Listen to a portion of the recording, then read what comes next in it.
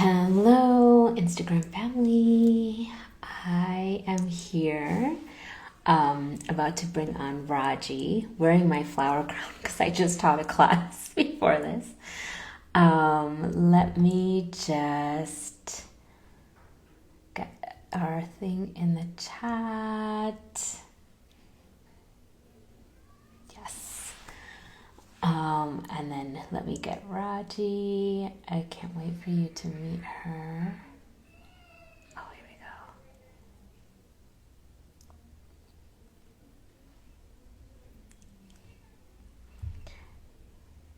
This is, okay, wait.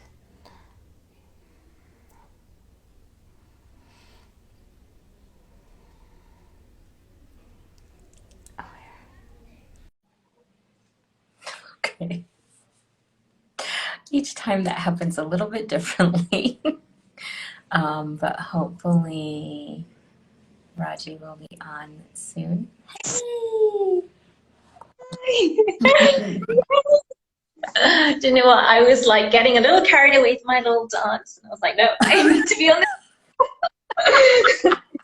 I was too. I'm like, oh my gosh, it's time. Okay, I feel like I'm too close. I'm gonna shuffle back. Okay, I can't really. Oh, I know. I always feel I'm too close. It's all always like that. But, oh, it's so good to see you. So we were both Amazing. doing a warm-up dance, or like a. We were. Mine was very R&B. Oh, it's lovely to have you here from England. Yeah. Let me share a little bit of your introduction.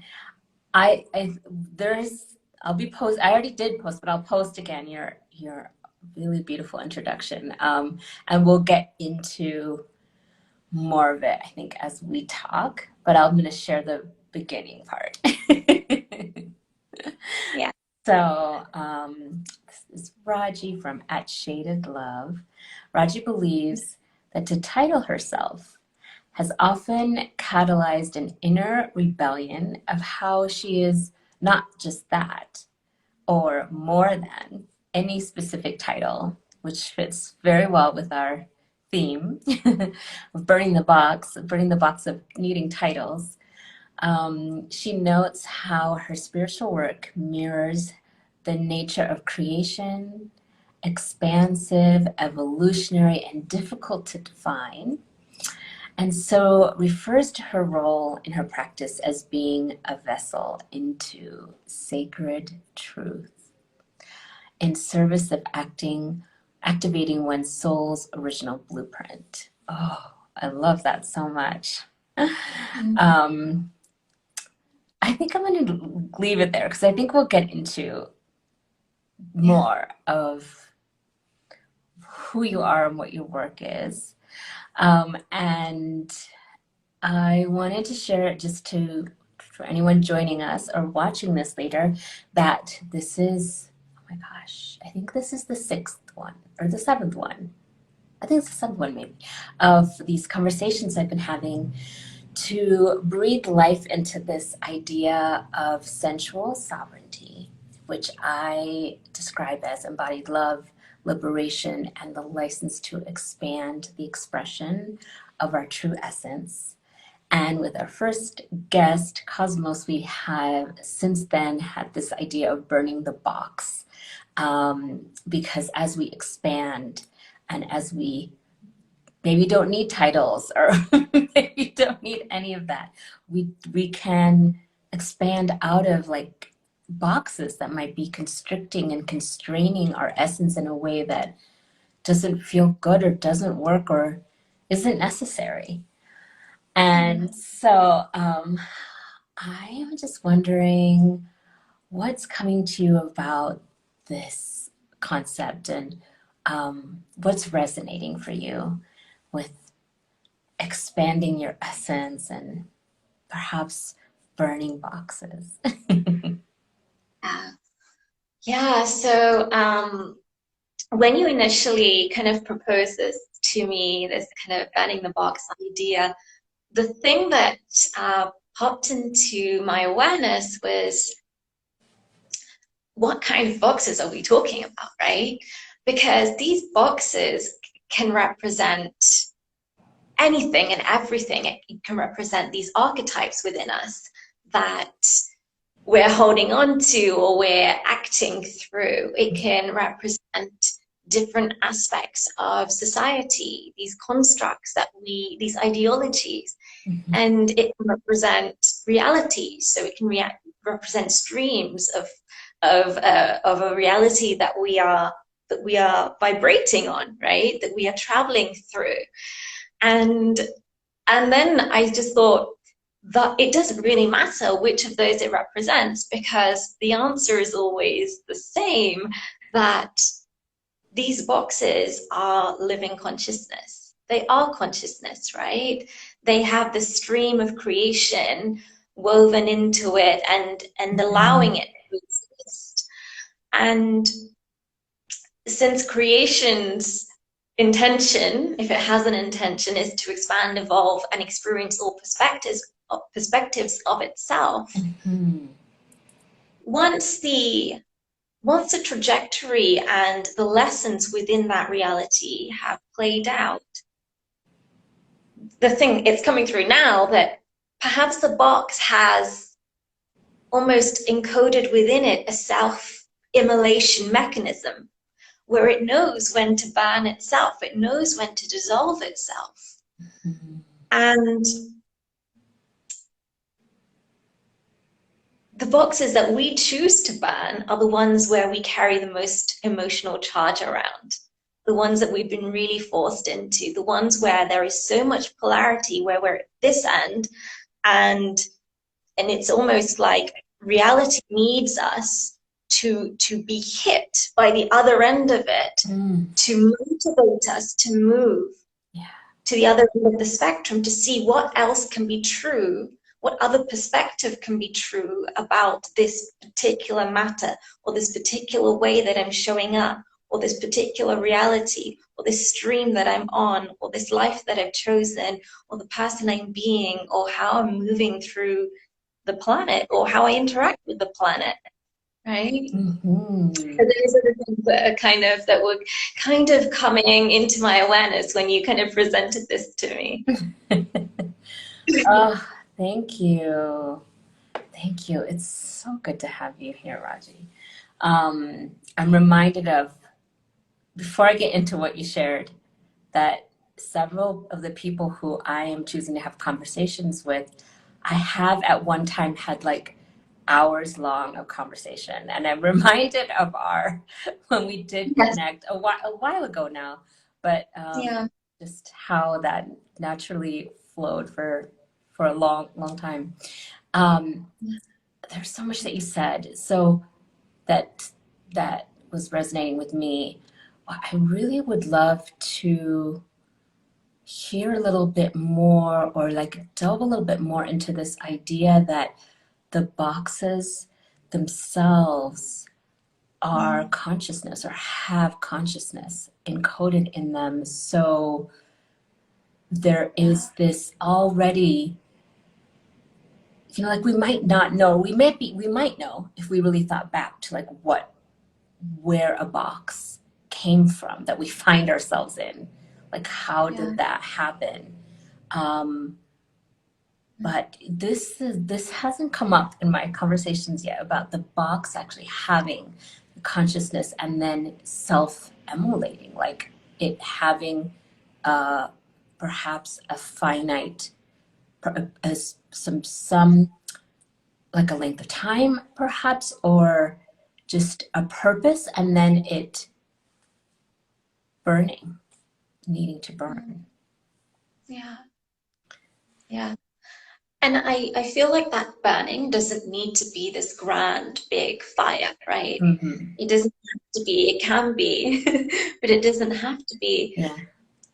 And that we can also be a part of the process of building boxes intentionally, and trusting the box to be encoded with the blueprint of when it needs to dissolve, when we've lived out and squeezed out all of the evolution, we've traveled that trajectory far enough we squeezed out everything we need from it, and we lived out all of the living aspects of it, all of the karma, and then we're stepping into, like, I have loved this box, I have gained wisdom from this box, and now I have the will to move and become an expression of this box. And it's almost like the box will carry the embers of inspiration for the creation of the next box. And instead of it completely kind of burning to the ground, perhaps it burns just enough that it forms the fertile space on which the next box is built, so that we're conditioned by who we became through this original box. And that carries us, that carries the code that we needed to embody in order to hold the next reality. Yes. You're like, and I think also there are boxes that we do consciously need to go out there and burn, like with a big fat torch, right? Yes. And there's a purpose to those boxes, because those are the ones with the biggest charge. And when there's a big fire and a big flame and everything's burning, what does that call out of us? What does that inspire us to do? It calls everyone to look, and look, that is a burning fire, that is a big flame.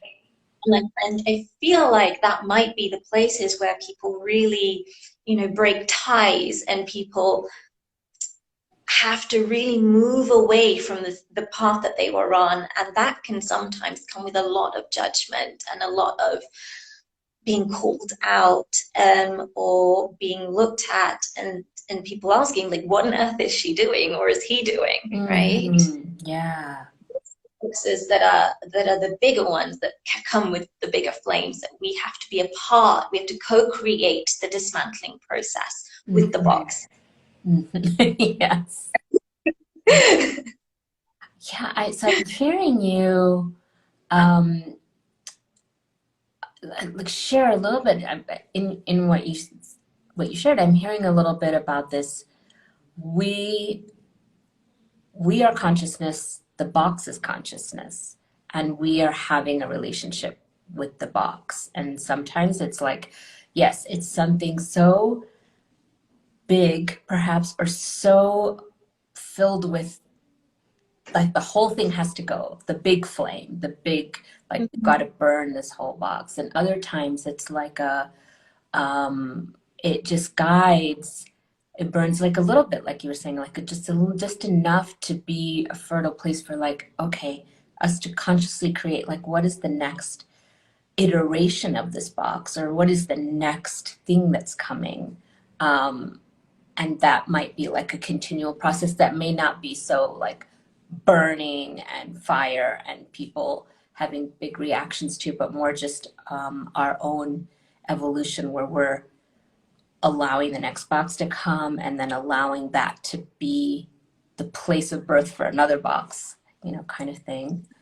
Yeah.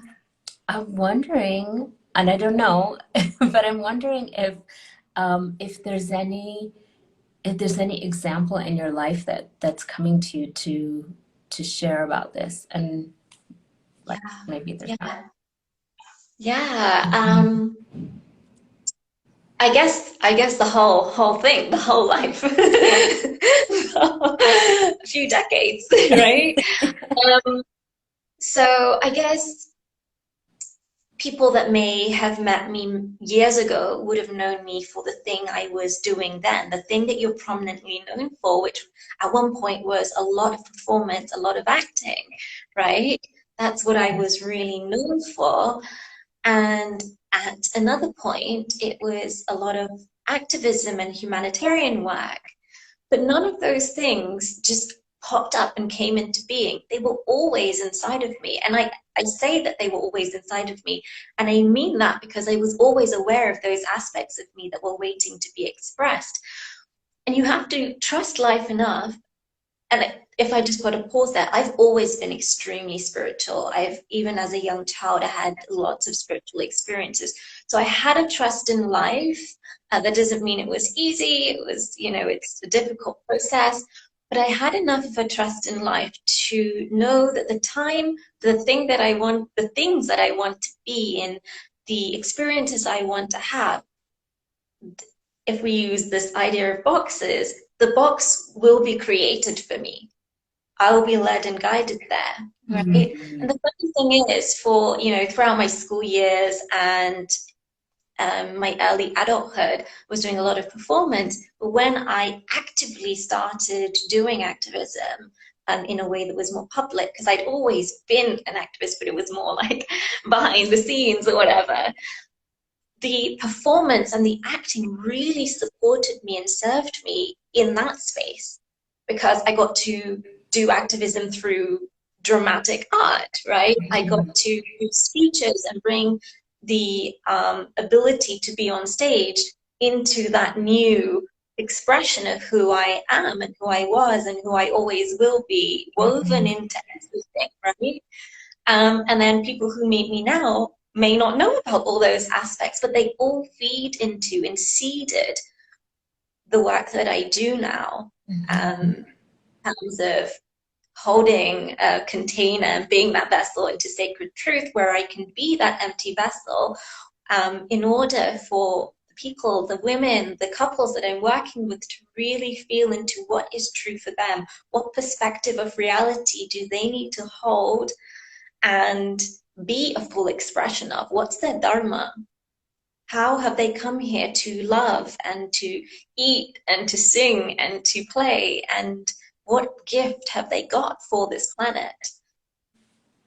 So yeah, the whole thing. Every time there's a new box, and each box carries the ember for the next expression. Yes. I'm appreciating how you shared, especially being someone who was very spiritual, that you were guided into these boxes, like from one, like, okay, here's the next one and the next one. And I'm wondering, are you seeing that in your work as well? Like, are you seeing it evolve? Has it, with the different boxes, as the more you like get deeper into it? I think what I'm really noticing is that I think firstly, let me go back a little bit. We have so many gifts as humans. We have so many gifts, and we have so many unexplored gifts, right? We have so many things that we can bring to this planet. And I actually find it quite tragic that in these life spans that we are given, we don't necessarily have enough time to really back all of those gifts. Like I'm sure you do too, the most talented, beautiful, amazing, incredible women. I'm like, you need to be famous. Like, you're amazing at art, or you're amazing at yoga, or you're amazing at whatever it is that they're doing. And that's not all that they are, right? They're also amazing wives and girlfriends and moms and teachers and friends and sisters and all of those things. And so what I'm noticing more and more is that the more you're willing to allow your gifts to guide you, they will reveal to you what else there is inside of you. I read a quote once, many years ago, and I can't remember it exactly, but it was something like, at the end of my life, I'll whisper to the universe, I have nothing left. I used everything you gave me. And I live by that. You know, I live by that. And I feel like the work I'm doing and witnessing these women and these couples and these men and whoever else and all of the experiences that I've had, that it's given me so much courage to allow myself to explore things without it needing to be anything, right? And I think in the Asian community, it's like, well, why are you doing that? Like, what are you going to get out of it? Can you get a job? Like, can you make money? Can you whatever? And sometimes it's like, no, I just want to go and learn to ice skate. because I do, right? And in the doing of that, right, you get all of the things that were holding you back come to the surface. Your fears about letting go, like of surrendering, of just being in that moment, of trusting your body to have the right instincts to protect you, of maybe downplaying how good you think you might or might not be, right? If you go to a class like, oh, I'm not going to be very good, like just letting you know, just in case, because you don't want to look silly, right? There is a dharmic and there's a karmic path and a dharmic path in every single thing we do, and that's really, really what I found in doing this work with people I deal with. Yeah, tell us more about that, the karmic and the dharmic paths. Sorry, you're freezing. Oh. Can you hear me? Yes. I would love to hear you speak more about that, the karmic part or the path and the dharmic path that shows up on for each of us. Okay. So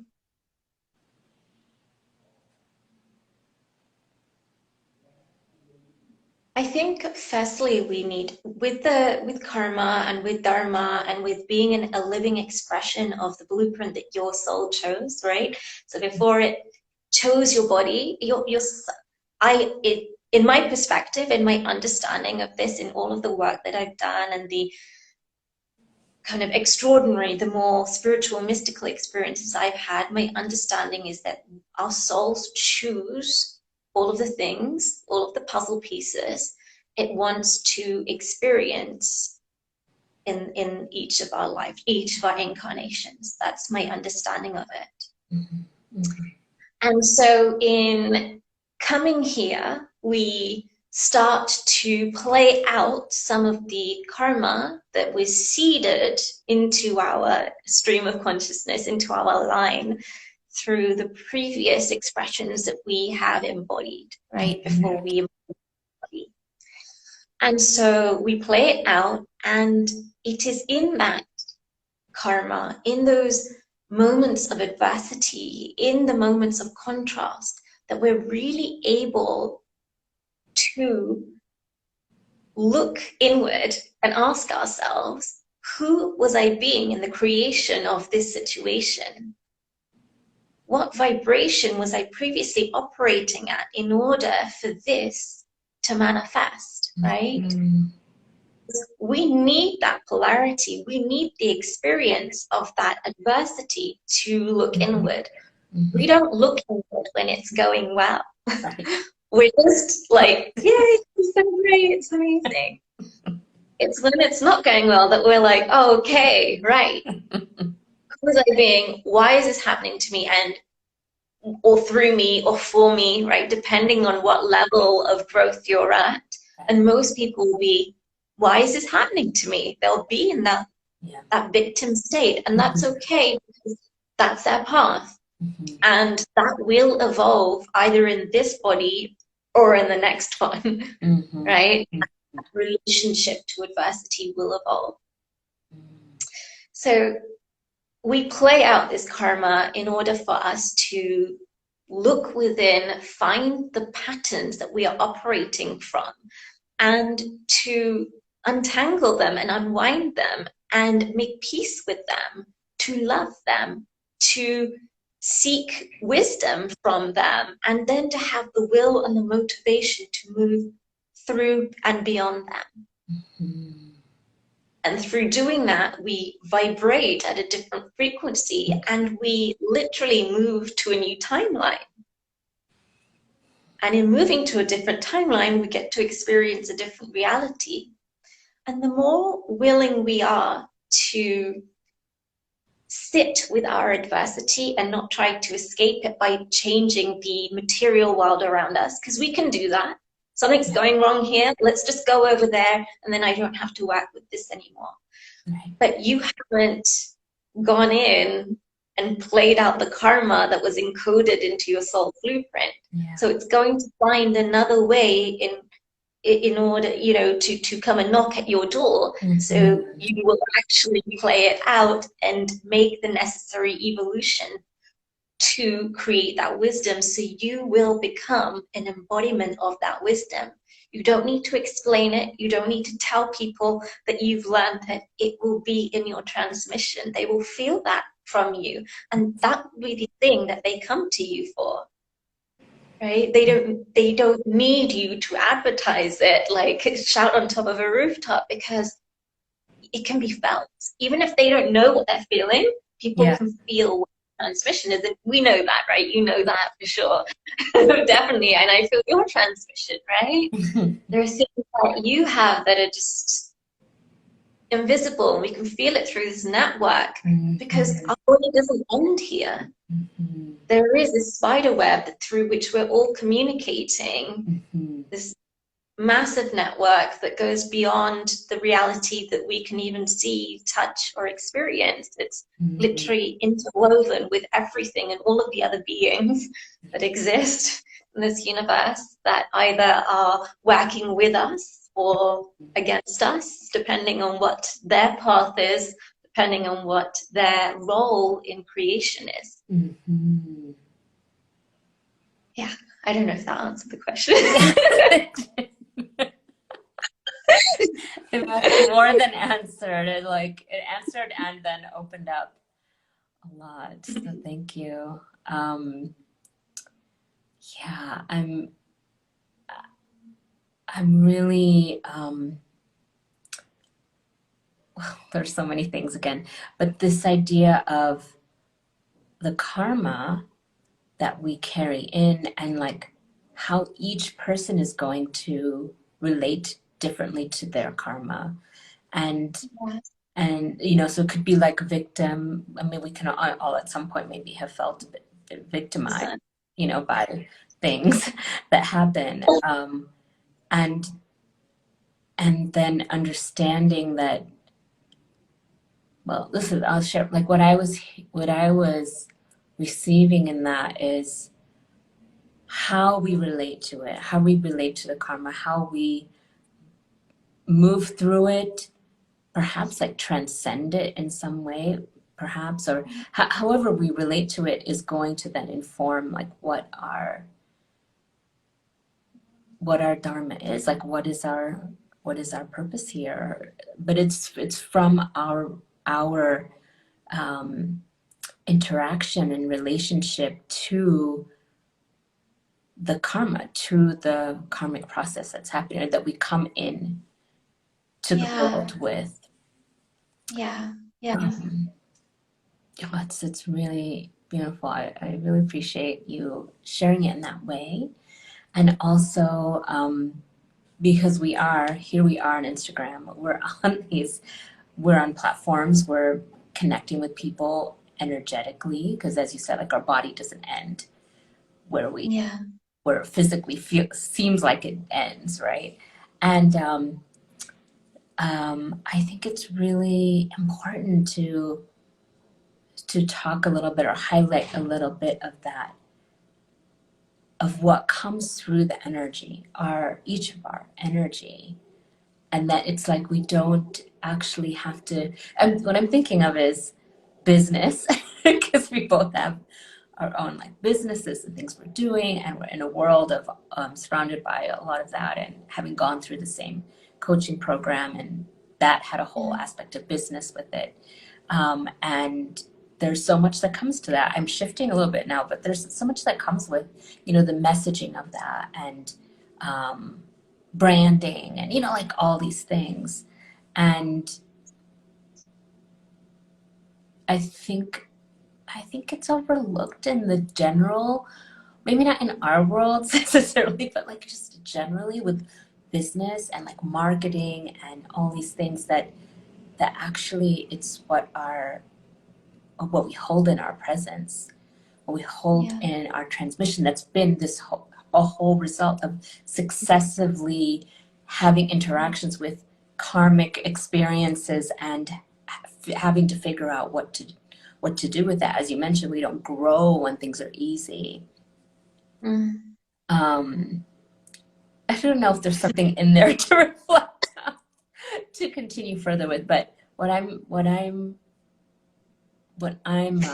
sitting with in this is just that maybe some don't even have that appreciation of, we actually start to hold our dharma more clearly in our bodies, and it does have a way of kind of magnetizing people, or drawing people to us without having to have lots of frills, to like Yes. market conventional marketing. 100%. I totally feel that. I feel that so deeply because, we are taught that we have to have a niche, or we have to have a this, or we have to have a that. And I don't think the only space I have for my business is Instagram. This is the only space I have for it.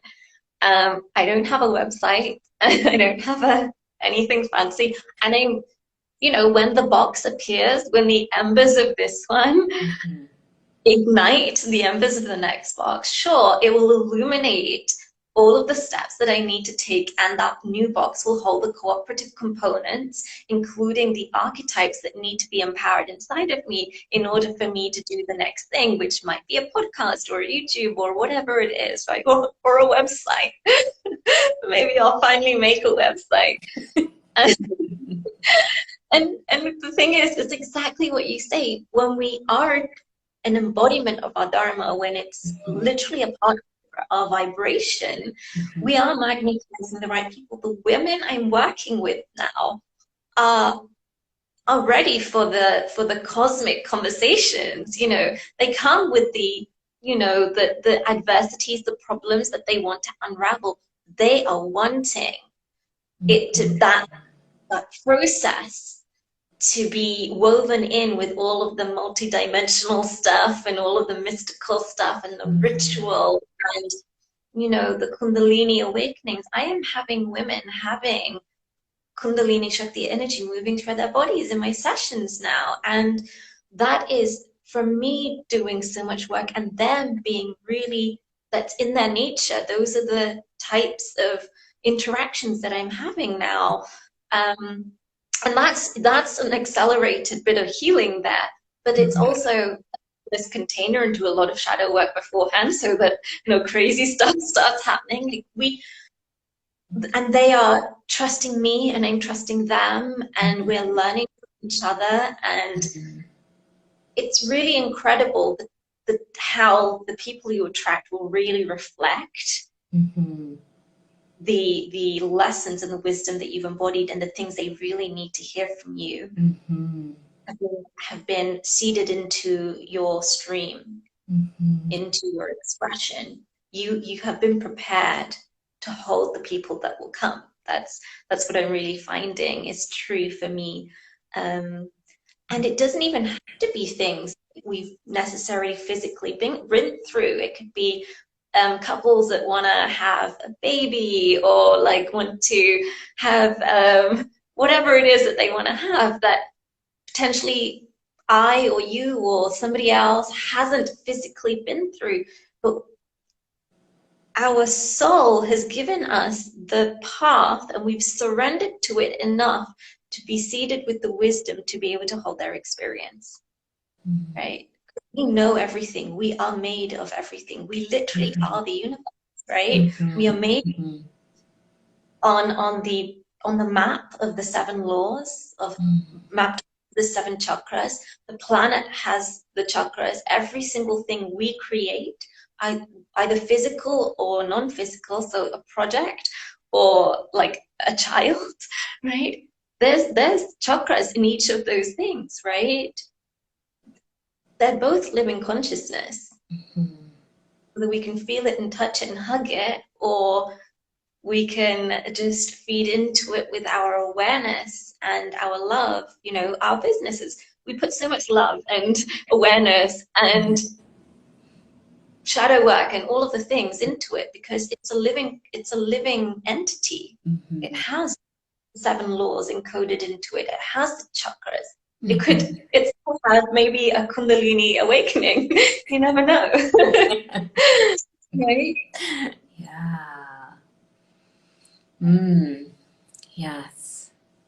I really, really love that. Um, and this, like what you were saying of, it was just coming to me that, you know, that translates sometimes just to a safety that people will feel in approaching, like for example, in approaching you and your work, like they would feel that you can hold the space Yes. for their Yeah. experience, even if you haven't gone through the exact Yeah. thing, you know. Yeah. Yeah. Yeah. I think here's the thing. People say, oh, you have wisdom or you've got so much wisdom. And I think the answer is that we don't there is wisdom. There's the infinite field, of like infinite potentials. There's that one mind, the infinite mind. And we have access to that field, right? And each of us has access in a different way. We have natural access in ways that are different to each other, depending on what was coded into our blueprint and what our Mm-hmm. soul knows. Yes. That doesn't mean we can't have access to the other stuff that wasn't necessarily our main coding. It just Mm-hmm. means that it may not be our natural gift, but, or I should say, and if we want that to be a part of our expression at some point, we can still explore it. So, for example, if we really want to be good at sports, but we're not naturally built that way, we'll still enjoy it.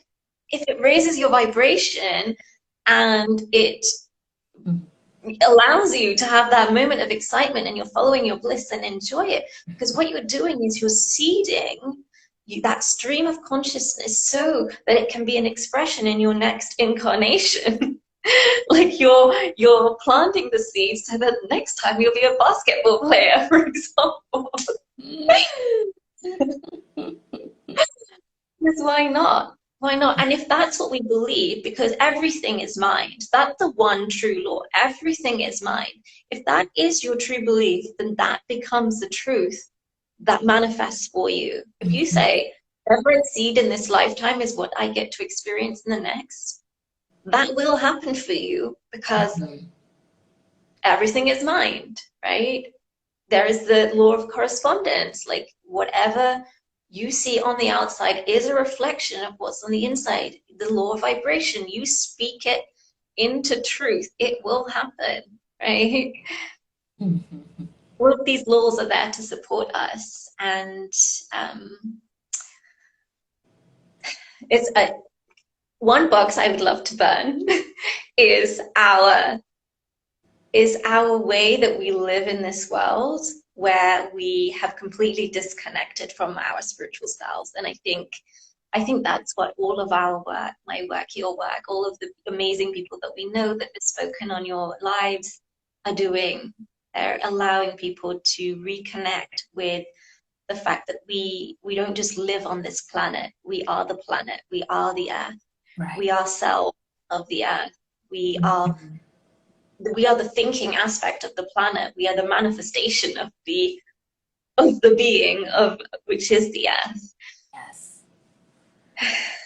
Oh, yes. Feeling a definite yes to burning that box. Yes, and understanding. I mean, it changes. I mean, I'll say for me, it's really definitely an ongoing process for sure, but it changes the way we can look at everything, just everything, Yeah. because otherwise it's so like, okay, this body and these things and, you know, our family or, you know, the people in our lives, and it's just that it's so limited, such a limited way of moving through life and constricted. Yeah, limited, constricted. I guess that's all the same. Um, and it opened so much, like what you shared about using all of the gifts that were given, um, and then what you shared later about like even things that may not feel like gifts, you know, because we don't really know how to do it or we're not as like skilled in it or something. But if it's lighting us up in some way, or we're inspired, or we're feeling drawn to learn something new or try something new, then that's also part of it, because that's, as you mentioned, like the seeds that we're Yeah, planting for the next life. Um, yeah, yeah.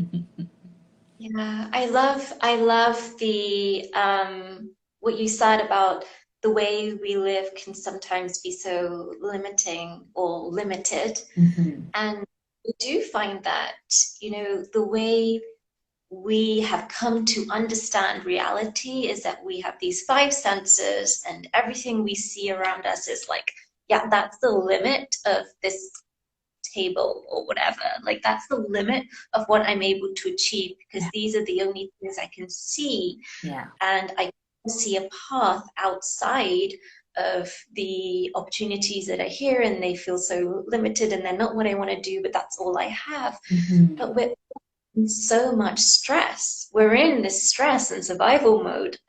If we just look at the world, like, it's enough to give you anxiety, right? It's just like, stay away from the TV. It's too much. But and when we're in that state of stress, we're in that stress response, right? Where our view becomes convergent. We think there's a lion in the trees, whatever the original patterning was, and Mhm. we cannot see all of the pieces of information that are actually around us, all of the opportunities, all of the people. We Mhm. physically we filter out so much of reality because Mhm. we're in stress.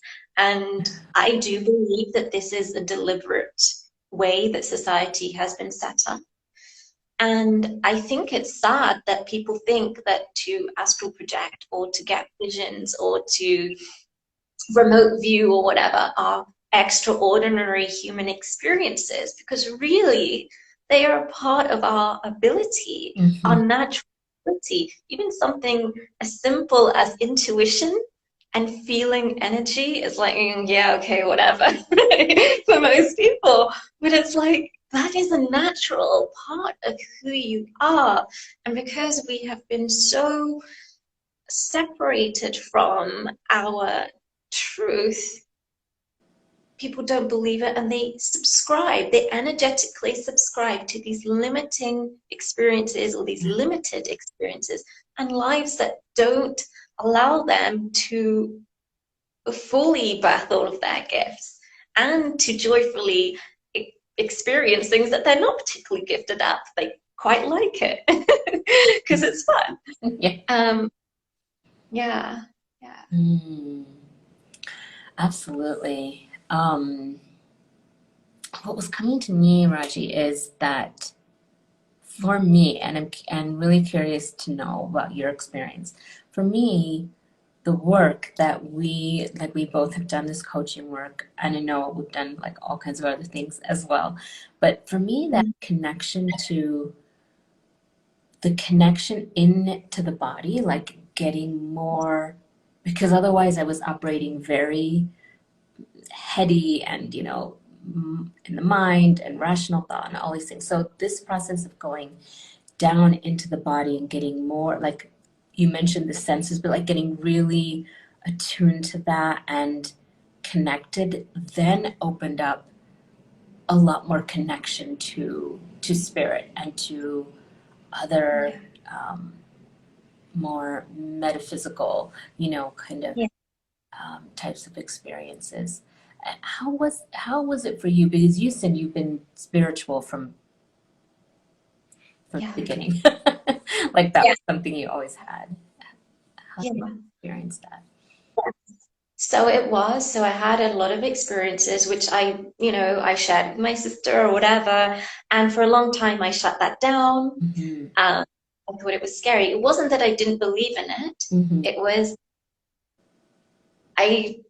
didn't understand it and I didn't want it, and it, I felt weird enough just in my whole humanness. I was like, well, I don't need this as well. And your gifts will always come knocking.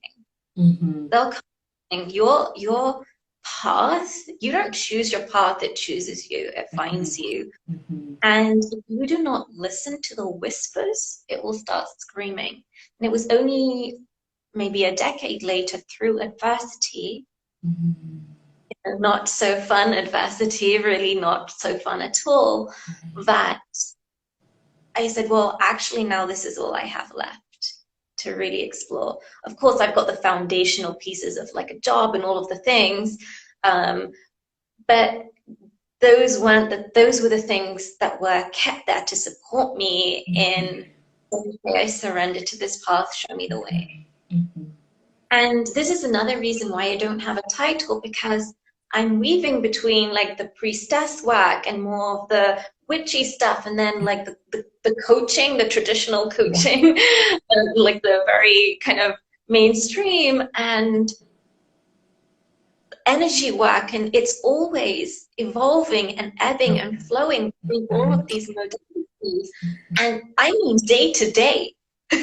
It's a day-to-day change that I'm like, oh, okay, today this is what's showing up. And a lot of underworld and stuff and the dark side of spirituality. Because when you open a portal and you don't have that discernment, it can get really scary. It can get terrifying. And you have to be very resilient, very strong to hold that, which is why I like to go slow with my clients and the people I'm working with, because if I know that's where I've been and I know that's in my transmission, I'm like, I don't need them to go there. Right. They don't need to go there, right? We just need to do the shadow work that's relevant to them activating their dharma. We don't need to go to those places, but sometimes we have to go deeper than we'll ever take anyone else, because then you can answer pretty much any of their questions, or you can direct them and guide them into their own truth. Yes. Because you've experienced the polar opposite of where they wish to be. And that's why the sixth law, which is polarity, is so important. It's related to the sacral chakra, and it's that every truth has two opposing ends and everything in between. And in order to fully understand it and sit in the middle, you have to go to this end to then be propelled to that end and realize none of those ends were the fullness and the wholeness of it. But in going to those two ends, we get to understand all perspectives, or as many perspectives as we can in this human experience, because there's limitations in this dimension, right? So although we go to one end and the other end, that's only one stream of that polarity. And there's another, and there's another, and there's another, and there's another, and there's another, until it forms a full circle. And maybe we have to live 1,000 lives before we see every single perspective on one truth. And I believe that's what karma is. Karma is not a punishment. It's an opportunity to experience the other perspective. And so that's why we sometimes get what we give. And so, for example, if someone did something kind of mean to this other person and 10 years later it happens to them, it's not them being punished, it's them having the opportunity to feel the perspective, to be at the receiving end of whatever it is they were emitting 10 years ago, right? And people say, oh, they got their karma, and it's like, they've got their opportunity to experience another perspective, to form a new idea of what is true. Oh, wow. I really feel that. And what a beautiful shift of, because the kind of mainstream or whatever conventional kind of way of looking at karma is like, oh, that's bad karma, somebody's going to come back to you, rather than it's a way of expanding a person's consciousness and experience and awareness of this is the other side. This is Yeah. now you get to feel that, to go there. Yeah. Mm. Yeah. And we don't need to wait until we get to be at the receiving end of it. It doesn't have to be, True. we don't have to put ourselves through that.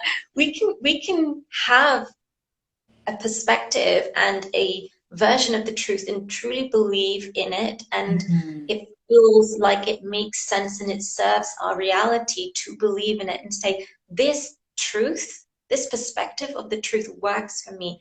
And I acknowledge and recognize that there are perspectives of the, or versions of this this reality or Mhm. this thing in the middle that I can't embody, I can't see, I can't hold, it doesn't serve me, but I Mhm. appreciate there are other versions of looking at this particular topic, for example. Yeah. And so we're acknowledging it as opposed to fighting against it and Yes. creating resistance and creating all of that energetic charge, right? Yep. Accumulating so that it comes and hits us, right? Yeah. To throw us onto the other end of the spectrum later on, right? Mhm. That's what feels true for me. Yes. Oh, yes. I just, yes. It's definitely the resistance and the energetic charge that pulls in a different experience than this other experience, which doesn't have to be. It's only if we're just resisting it and creating that Yeah, charge, right? yeah. And I think Mm. that's the case with even really big things that are beyond our own individual lives, Yeah. big things that are happening, that we can actually choose to look at it in a way that says, I see that there are multiple perspectives of this, and mine is only one. And there is, there's a box that's burning here, right? Mhm. Even these Mhm. big things that happen in the world, there is a box that is burning. It's one of those big flames, and we're all looking at it in awe.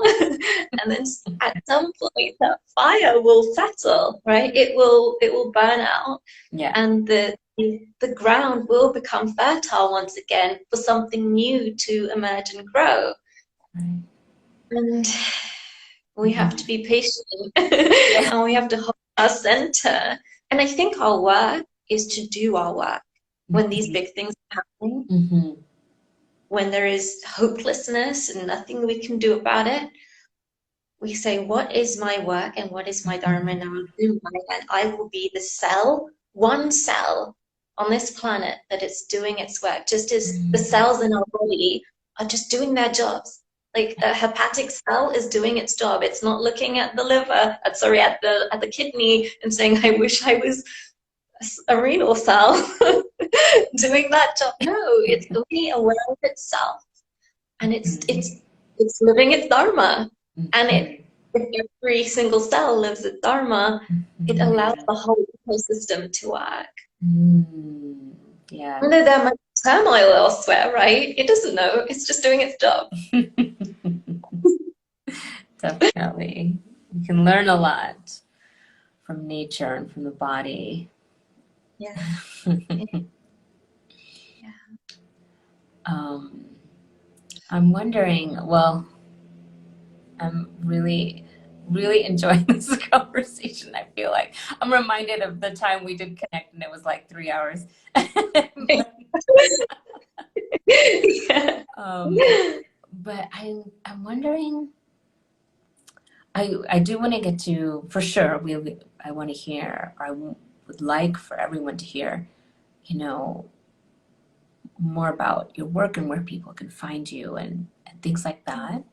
But I'm wondering if there's anything else that wants to be spoken or shared, like.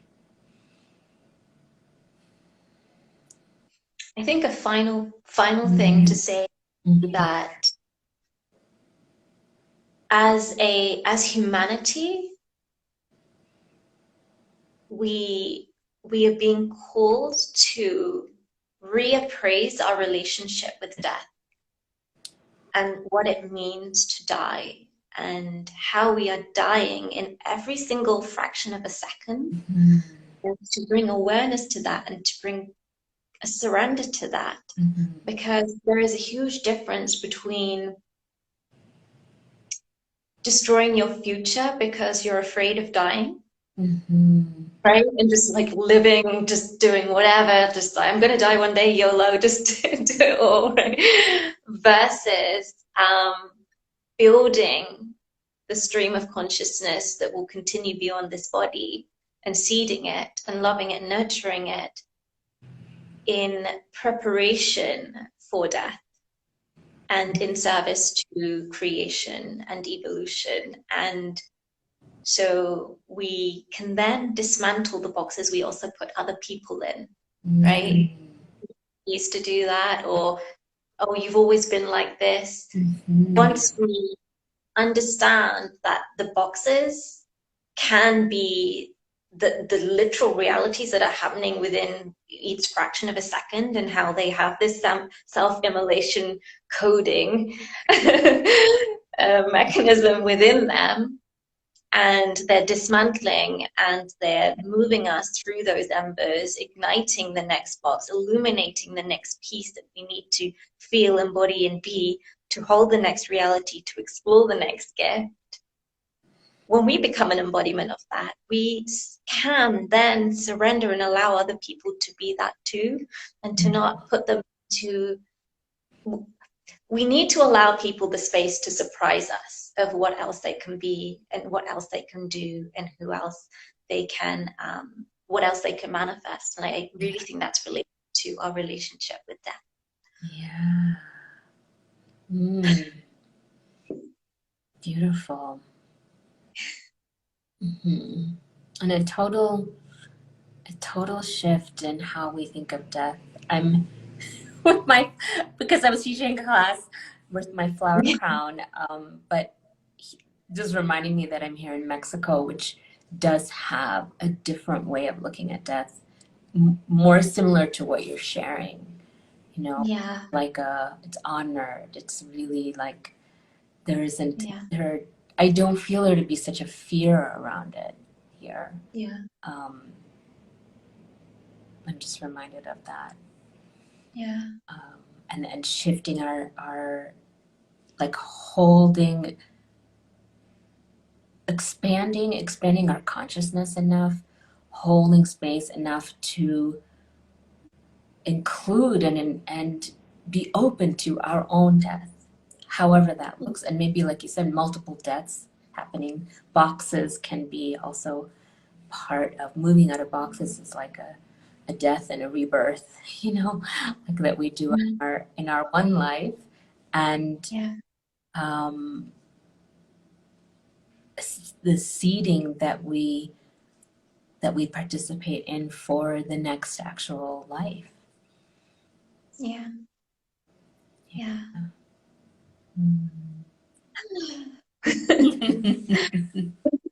Oh, Raji, tell us like what's really alive for you now with your work, and is there something, an offering coming, or where can people reach you? That kind of thing. So as I mentioned earlier, my box right now is Instagram. We're in it. We're in the box. We're in the box. This is it.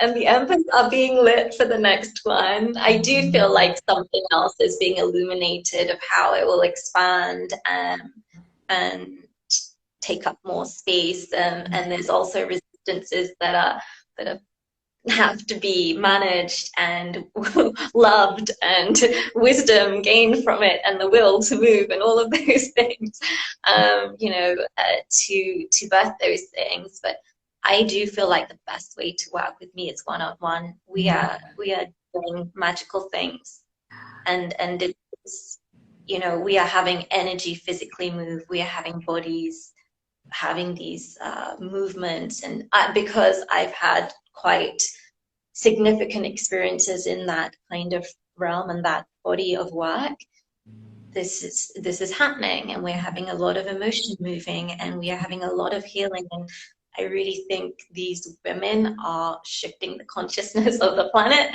I know that, and I believe that's the best way. I do couples, I do women, I do men, if they come in a couple. So, in my little containers, and I would say every woman needs to do my menstruation moon manifest program. It's now a self-paced program. You know, you do it in your own time. I'm willing to extend it. Currently, you get access for 4 months. I'm willing to extend it if that's what people need. I think every single woman needs to do it because it is the science, it's the embodiment work, and then it's the energetics of reality and the 7 laws. It's a good program. I'm doing it myself again. I'm doing my own program. That's a lot. And I remember when that was coming out, and that's I thought of like, I'm gonna leave my crown on because you had these beautiful flower, headdress kind of thing. Wow, that's amazing. It makes me want to do it, your program too. You have a note. I see a message for you here. Aryan says, "Hi, Nima." That's my sister. So Aryan's my nephew, and he calls me Nima. He's sweet. Watching. So sweet. Oh, yeah. Thank you. Thank you so much. Thank you for joining us.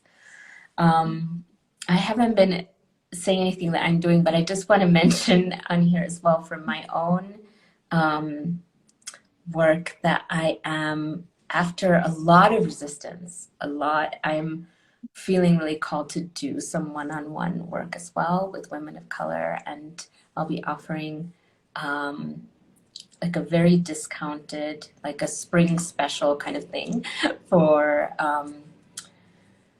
like the next 5 clients that I get. So I just want to mention that and invite everyone to find you on Instagram. We'll be posting it and sharing it. And yes, there was so much wisdom. I think you mentioned about wisdom, but there was just so much that you shared here that it was so deep that it's like I want to listen to it again, take in a little bit more.